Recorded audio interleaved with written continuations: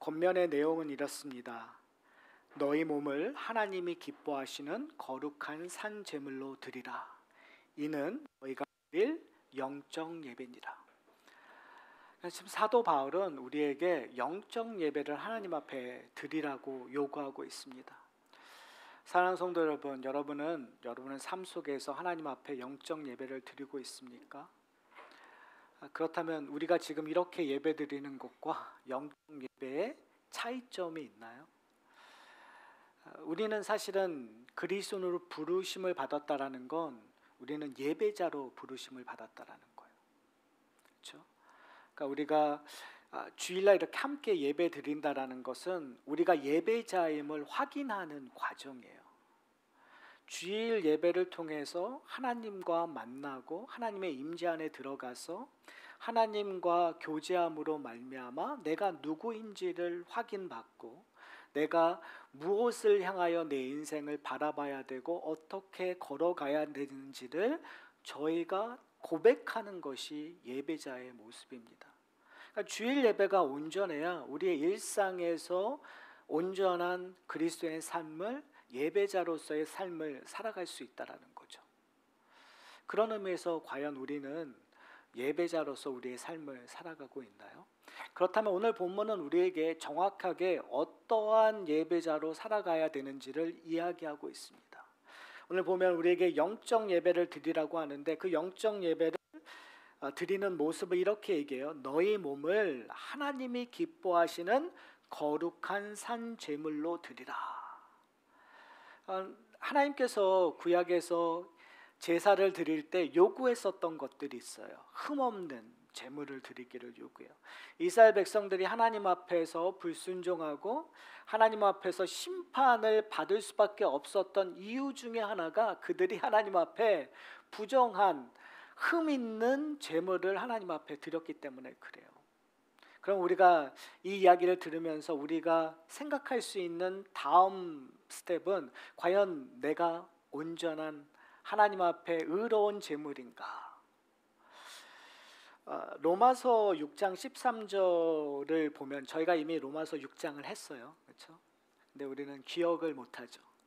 로마서 6장 13절에 보면 이렇게 얘기해요. 또한 너희 지체 우리의 무기로 죄에 내어주지 말고 오직 너희 자신을 죽은 자 가운데서 다시 살아난 자 같이 하나님께 드리며 너희 지체를 의의 무기로 하나님께 드리라. 전에는 우리는 어디 아래 있었던 거죠? 우리는 죄 아래 있었어요. 죽은 자 가운데 있었어요. 우리는 죄의 무기였어요. 불순종의 무기였어요. 그런데 예수 그리스도로 말미암아 우리는 의의 무기가 되었었죠. 우리는 세상을 사랑하는 존재였어요. 죄를 사랑하는 존재였어. 그러면 여러분 생각하실 때 나는 안 그런데 그래도 나는 내가 왜 죄를 사랑하죠? 근데 하나님 앞에서 이 죄는 도덕적인 죄를 얘기하는 것이 아니라요. 도덕적인 죄를 포함하지만 궁극적으로 하나님을 떠나는 거예요. 여러분은 하나님을 기억하며 살아가고 계십니까? 여러분은 하나님이 계심을 인지하고 살아가고 계십니까? 여러분 하루하루 살아가면서 하나님이 여러분과 함께 계신다라는 걸 느끼거나 경험하거나 고백하며 살아가고 계십니까? 아니면 하나님을 잊어버렸다가 어느 순간 기억나서 하나님을 찾고 계십니까? 성도들에게 요구되는 건 너무 강렬한 것 같아요.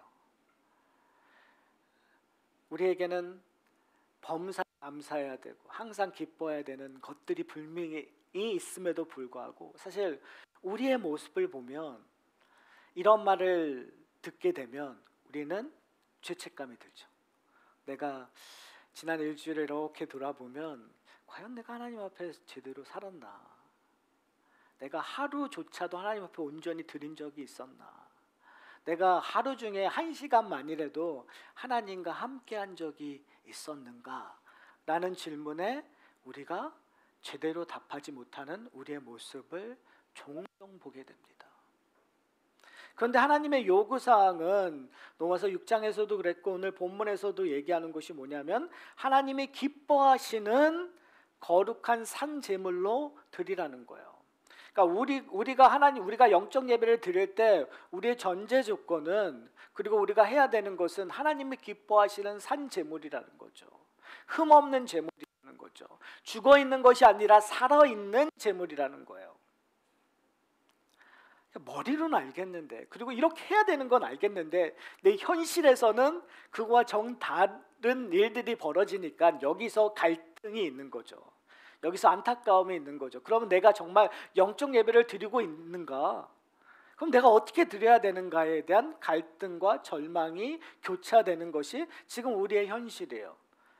그런 의미에서 오늘 본문은 우리에게 너무나 큰 아주 중요한 키 하나를 제공합니다. 그것은 뭐냐면 바로 앞에 있었던 부분이에요. 1절을 보면 이렇게 얘기해요. 그러므로 형제들아. 형제들아 함은 그리스도 안에 있는 자를 얘기하겠죠. 뭐라고 얘기하면 내가 하나님의 모든 자비하심으로 너희를 권하노라. 그러니까 이 모든 일들이 영적 예배를 드릴 수 있는 힘과 근원이 누구로부터 온다고요? 우리의 열심, 우리의 능력이 아니라 누구로부터 온다고요? 하나님의 모든 자비하심. 그냥 하나님의 자비하심이라고 얘기하지 않고 사도 바울은 하나님의 모든 자비하심이라는 표현으로 강조해요. 저는 이게 우리로 하여금 평안할 수 있는 키인 것 같아요. 저는 이 하나님의 모든 자비하심이라는 이 말이 없으면 불안할 것 같아요. 하나님의 모든 자비하심이라는 이 근거가 없다면 저는 잠을 못 잘 것 같아요. 불안해서. 그게 저의 상황이에요. 늘 고민하는 것이 내가 정말 하나님이 기뻐하시는 거룩한 산 제물이라는 것냐라는 그 질문 앞에 당당하지 못한단 말이에요. 그런데 지금 사도 바울은 그도 당당하지 못했다라는 거 여러분 아시죠?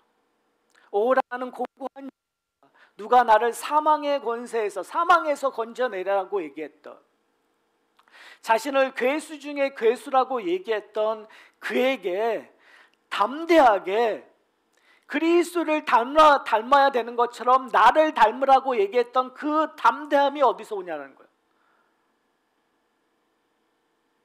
바로 오늘 본문에서 얘기하고 있는 하나님의 모든 자비하심으로 그 일들이 가능하다는 사실이죠.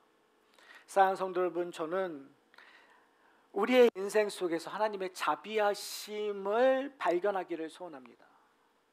하나님의 모든 자비하심을 우리의 생활, 삶 속에서 순간순간 발견하는 일들이 일어났으면 좋겠어요. 이게 별로 공감을 안 하시는 것 같아요. 하나님의 자비하심을 여러분 언제 경험하세요?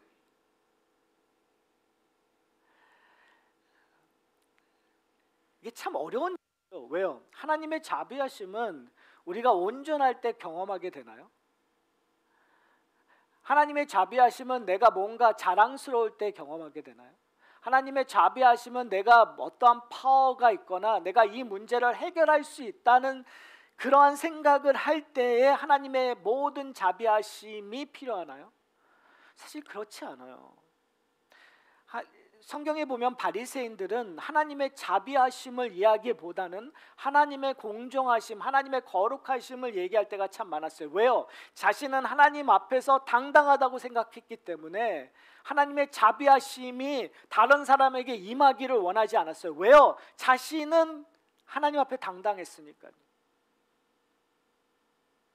근데 지금 사도 바울은 우리에게 얘기하고 있는 것이 뭐냐면, 지금까지 로마서에서 끊임없이 얘기하고 있는 것이 무엇이냐면, 하나님의 풍성한 은혜는, 하나님의 기업은 우리가 죄의 권세 아래에서 하나님의 영생의 권세 아래로, 생명의 권세 아래로 옮긴 이유는 우리의 힘이 하나도 없다라는 거예요.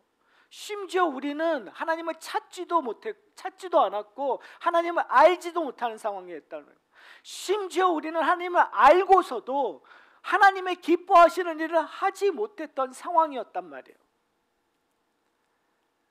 그러한 상황 속에서 지금 사도 바울이 이 성도들에게 뭐라고 얘기하냐면, 내가 권하는데 무엇으로 권한다고요?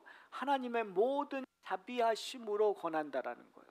그 말은 뭐냐면, 너희에게 희망이 있는 것이 아니라, 너희의 존재에게 희망이 있는 것이 아니라, 희망은 누구에게 있다고요? 하나님의 자비하심에 있다고 얘기해요. 사랑하는 성도 여러분, 여러분은 매일매일 순간 하나님의 자비하심에 소망을 두고 살아가고 계십니까? 우리는 은혜를 받거나, 소위 말하는 우리가 얘기하는 은혜를 받거나 내가 하나님 앞에서 열심히 살겠다고 다짐하는 순간 우리도 모르는 사이에 나의 노력, 나의 열심에 근거하여 노력할 때가 참 많은 거예요. 내가 이제부터는 열심히 하나님의 말씀을 읽어야지, 내가 이제부터는 열심히 내 이웃을 사랑해야지, 지금부터 내가 열심히 기도해야지, 지금부터 내가 열심히 봉사해야지 라고 우리는 다짐하고 그것을 노력해요. 여러분, 그것이 나쁘다라는 것이 아니라 우리가 그렇게 할 수 있는 근거가 어디에 있냐는 것을 우리가 알아야 우리는 좌절하고 절망하지 않는다는 거죠. 심지어 좌절하고 절망해도 우리는 하나님의 모든 자비하심에 근거하여 다시 일어날 수 있고, 다시 순종할 수 있고, 다시 기도할 수 있고, 다시 말씀으로 돌아갈 수 있다는 사실을 우리가 기억해야 된다는 사실이에요. 우리의 연약함을 아는 것은 무능함이 아니에요, 여러분. 성경은 우리의 연약함을 아는 것을 무능하라고 한 번도 얘기하고 있지 않아요. 오히려 우리의 연약함, 우리의 약함, 그것이 우리의 강함이 되는 것은 우리와 함께 계시는 하나님의 모든 자비하심이라고 얘기해요, 여러분.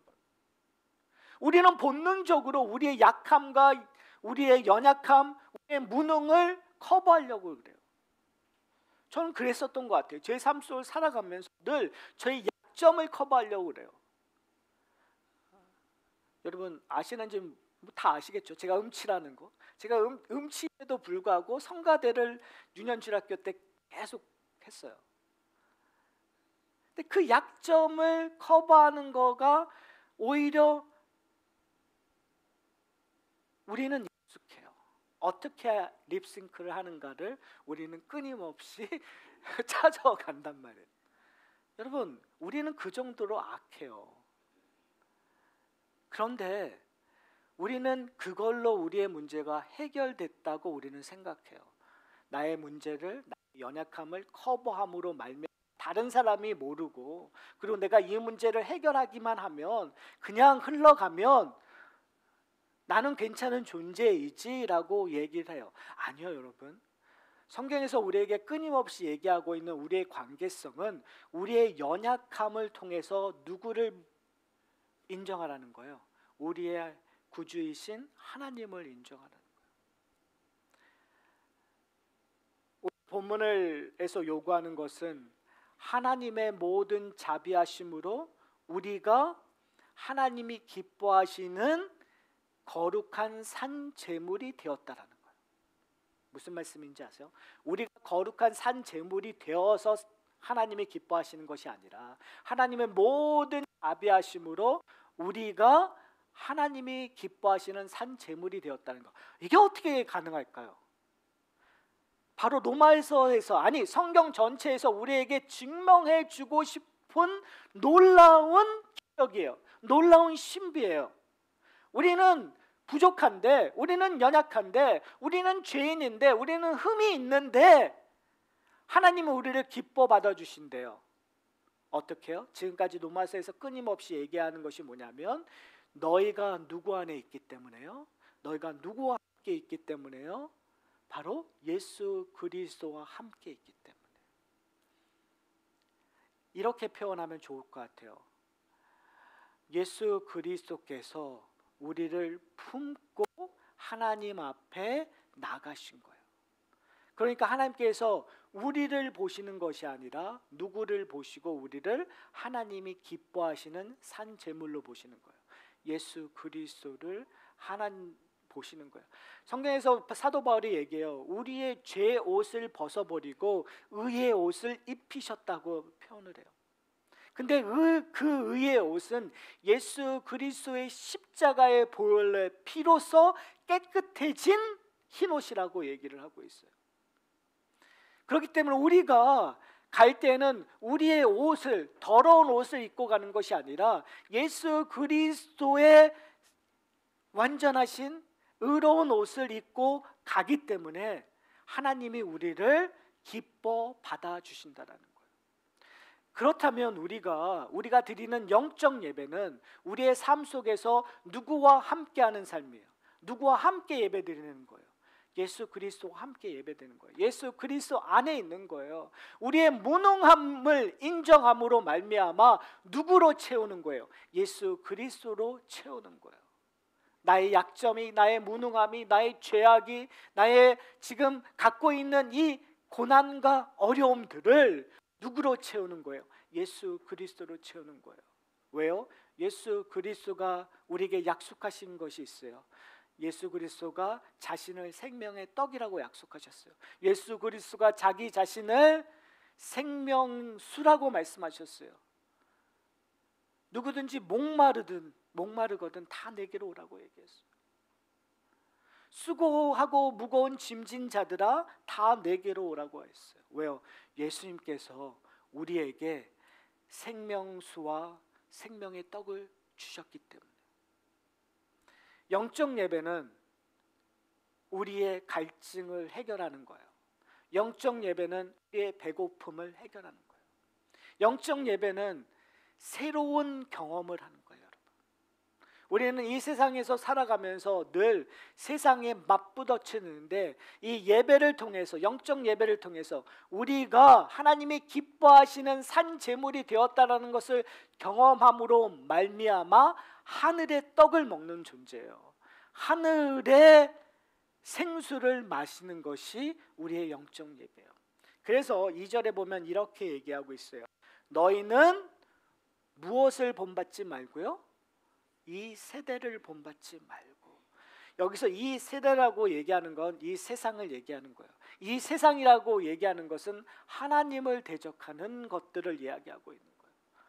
어떻게 보면 그런 의미에서 이 세대는 2000년 전이나 지금이나 변하지 않은 거죠. 하나님을 대적하는, 제가 성경 봉독을 얘기했던 것처럼 이 세상은 우상 숭배하는 것들을 프로모트해요. 세상은요 죄를 프로모트해요.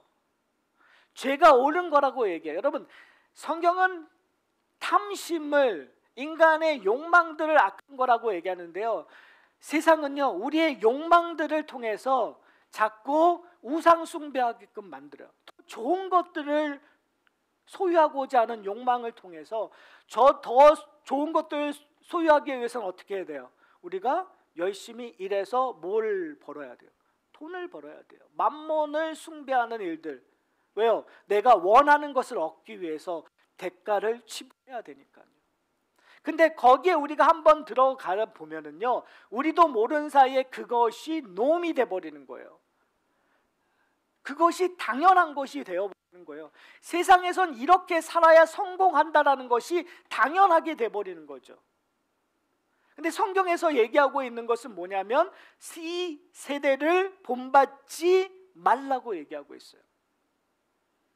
여러분, 이것은 정말 레디컬한 요구예요. 우리가 이것이 왜 레디컬한 요구인지 모르는 이유는요, 우리가 세상에 너무 많이 동화되었기 때문에 그래요. 교회도 세상처럼 생각하고 세상처럼 행동하고 세상처럼 나타나기 때문에 이 세대를 본받지 않는 일들을 우리가 하지 않고 있다는 사실이죠. 사랑하는 성도 여러분, 저는 오늘 말씀을 통해서 우리가 한번 고민했으면 좋겠어요. 지금 나는 어디에 있는가? 나는 무엇을 본받고 있는가? 나는 무엇을 바라보고 있는가? 나는 무엇을 쫓고 있는가? 내 인생 속에서 과연 나는 하나님을 쫓고 있는가 아니면 세상을 쫓고 있는가? 그런데 오늘 본문에서 뭐라고 얘기하죠? 그러므로 형제들아. 지금 사도 바울은 형제들에게 얘기하고 있는 거예요.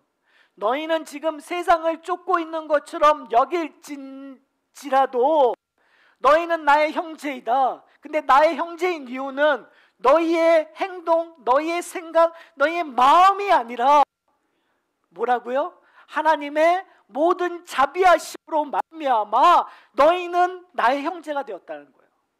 그러면 오늘 본문에서 우리가 지금 내가 세상에 쫓고 있나 해서 끝나면 될까요? 안 될까요? 내가 세상의 마음을 갖고 있다라고 거기서 끝나면 될까요? 안 될까요? 내가 세상적인 야망을 갖고 있다 거기서 끝나면 될까요? 안 될까요? 아니에요, 여러분. 거기서 끝나면 안 돼요.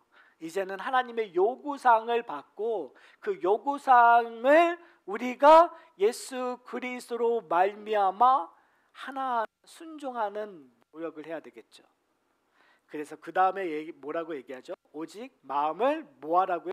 새롭게 함으로 변화받아 하나님이 선하시고 기뻐하시고 온전한 뜻이 무엇인지 뭐하라고요? 분별하도록 하라. 하나님의 모든 자비하심으로 우리에게 주어지는 요구사항은 분별하는 삶을 살아가는 거예요. 사랑하는 성도 여러분, 그리스도인이 된다는 건 그냥 아무것도 생각하지 않고 흘러가는 무조건 믿는 존재가 아니라 분별하는 삶.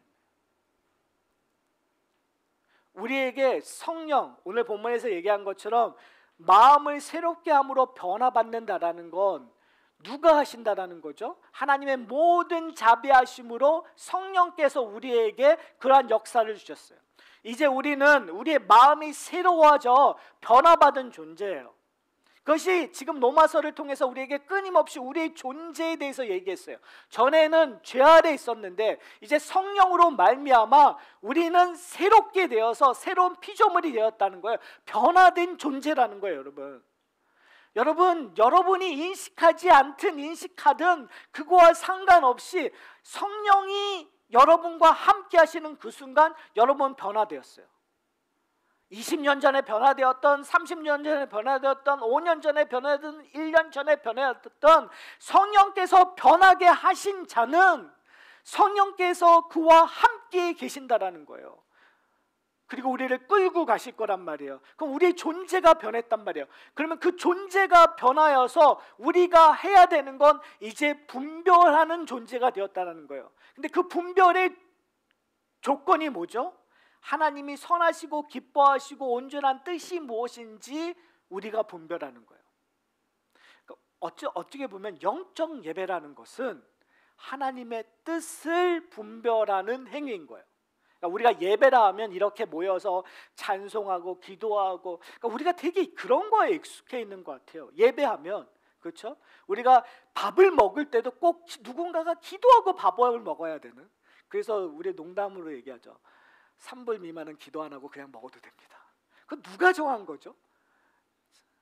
그러니까 우리도 모르는 사이에 우리가 생각하는 예배라는 것들을 생각해요. 그래서 아침에 예배를 할 때는 찬양하고 뭐 해야 되고 그런 형식들을 생각해요. 형식이 나쁘다는 것이 아니라 지금 오늘 사도 바울은 우리에게 그 형식을 뛰어넘어 더 풍성함으로 우리를 초대하고 있다는 거예요.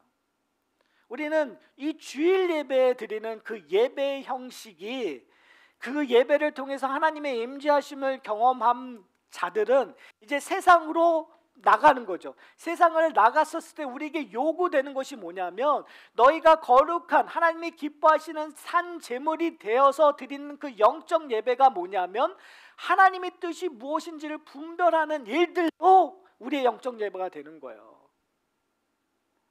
근데 그 영적 예배가 일상으로 퍼져나갔단 말이에요. 예배드리는 자체, 예배를 했느냐 안 했느냐가 분별하는 것이 아니죠.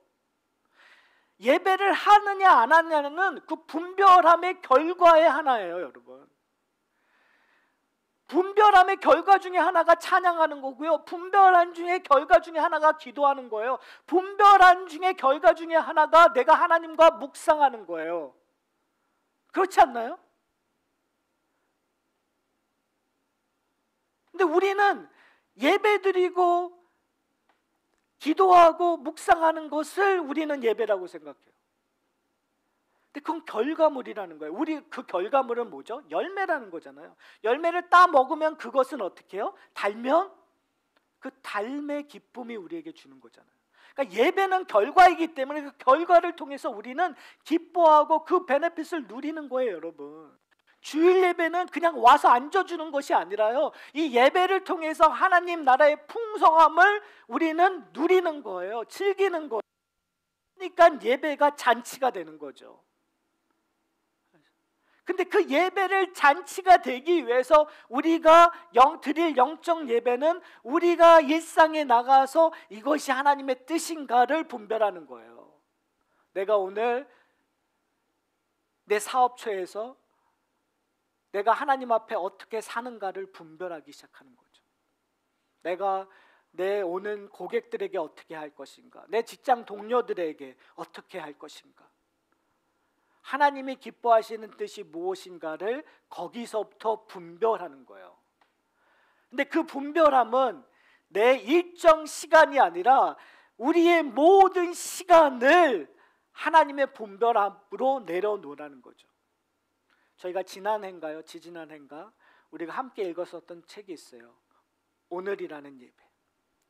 아침에 일찍 일어나서 내가 칫솔질 하는 것서부터, 내가 지난밤 잤던 내 이불을 정돈하는 것서부터, 내가 아침에 모닝커피를 마시면서, 아니면 내가 트래픽에서 운전하면서 그 모든 순간이 하나님께 드릴 수 있는 예배의 근거가 뭐냐면 바로 오늘 본문에서 얘기하고 있는 것처럼 하나님의 선하시고 기뻐하시고 온전한 뜻이 무엇인지를 분별하는 거예요, 여러분. 만약에 여러분 그 아주 조그마한 것서부터 내가 분별하기 시작한다면 우리의 인생은 놀랍게 변해버려요. 그러면 우리가 드리는 예배는 더 풍성해질 거예요, 여러분. 내가 드리는 묵상은 그 한순간에 내가 분별함으로 말미암아 더 풍성해질 거예요. 내가 지금 우리가 예를 들어서 성도들에게 하는 것뿐만이 아니라 나가서 내 커스터머에게 대했을 때 좋은 하루 되세요, 내 직장 동료에게 일 관계에서 스트레스가 나는데 괜찮아 하고 위로하는 그 말 한마디, 지나가는 모르는 사람들이 어려웠을 때 도와주는 그것이 하나님의 선하심으로 이루어졌다면, 그것이 하나님의 뜻인가를 분별하여 했다면 우리의 찬양은 더 풍성해지는 거죠. 우리의 기도는 놀라운 기도로 변할 거예요. 왜 우리가 지금 찬양이, 왜 우리의 기도가, 왜 우리의 묵상이 이 정도이냐면 우리가 일상 속에서 하나님의 하나님의 선하시고 하나님의 뜻이 무엇인지를 분별하지 않고 그냥 내버리면서 살기 때문에 그런 거예요.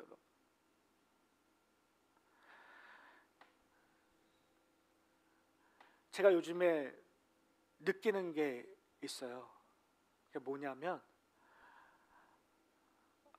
그 전에는 제가 운동을 참 많이 안 했거든요. 그러다가 어떠한 목적이 생기고 나서 이제 조금씩 제가 하는 일, 그 걷는 운동을 좀 많이 하게 돼요. 근데 하면 할수록 뭐가 삐걱거리기 시작해요. 물집이 생기기도 하고, 그리고 무릎이 아파지기도 하고. 왜냐면 갑자기 해버리니까. 걷지도 않았던 사람이 갑자기 1시간을 걷고, 갑자기 5마일을 걷고 6마일을 걷기 시작하니까 문제가 생기거든. 근데 전 그게 문제라고만 생각했는데 그게 문제가 아니라 해결 방법이더라고요.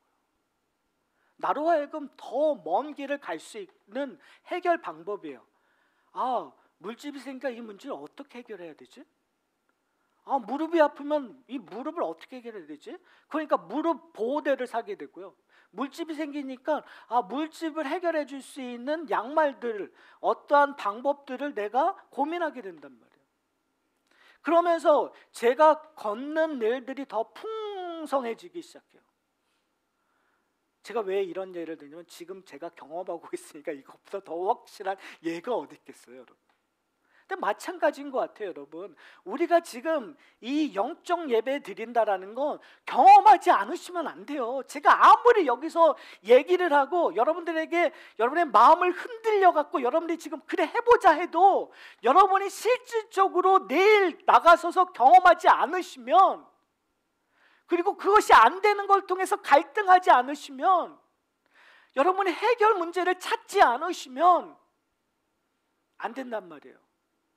근데 오늘 사도 바울이 우리에게 강력하게 얘기하고 있는 게 뭐예요? 하나님의 모든 자비하심으로.